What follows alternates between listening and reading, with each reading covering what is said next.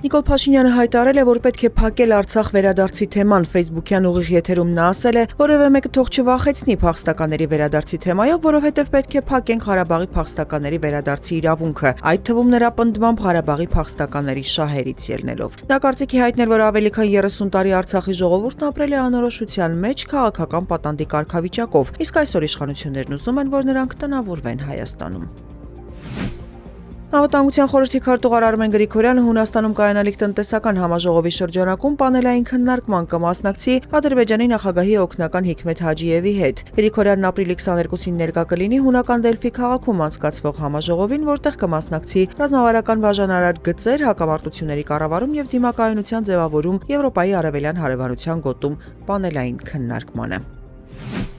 Ադրբեջանի եւ Հայաստանի հարաբերությունների կարգավորման գործընթացը չափազանց կարևոր է Եվրամիության համար, հայտարարել է Եվրոպական դիվանագիտության ղեկավար Կայա Կալասը։ Նա նշել է, որ Եվրամիության արտգործնախարարները հանդիպման ժամանակ քննարկելու են Հարավային Կովկասը, այդ թվում Հայաստանի համար նոր առաքելության հարցը։ Եվրամիության երկրների դեսպաններն ավելի վաղ ընդունել էին Հայաստան նոր քաղաքացիական առաքելություն գործուղելու որոշումը, ճանապարհ հարթելով վերջնական հաստատման համար։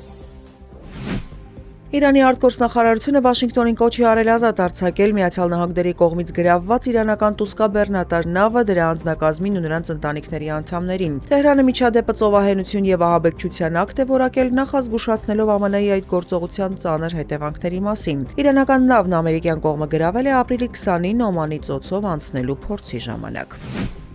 Հունգարիայի խորհրդարանական ընտրություններում հաղթանակած Տիսա կուսակցության առաջնորդ Պետեր Մագյարը, որը շուտով կստանձնի վարչապետի պաշտոնը, հայտարարել է, որ պաշտոնանք կանի նախագահ Տամաս Շույոկին եւ մի շարք այլ պաշտոնյաների, եթե նրանք կամավոր չթողնեն իրենց պաշտոնները։ Նա այդ պաշտոնյաներին Օրբանի խամաճիկներ է կոչել, հայտարարելով, որ մինչև մայիսի 31-ը կարող են կամավոր կերպով հեռանալ իրենց պաշտոններից։ Սա վերաբերում է Հունգարիայի նախագահին, Գերագույն դատարանի նախագահին, Արդարադատության գործերի ազգային վարչությանը, Սահմանադրական դատարանի նախագահին եւ գլխավոր դատախազին։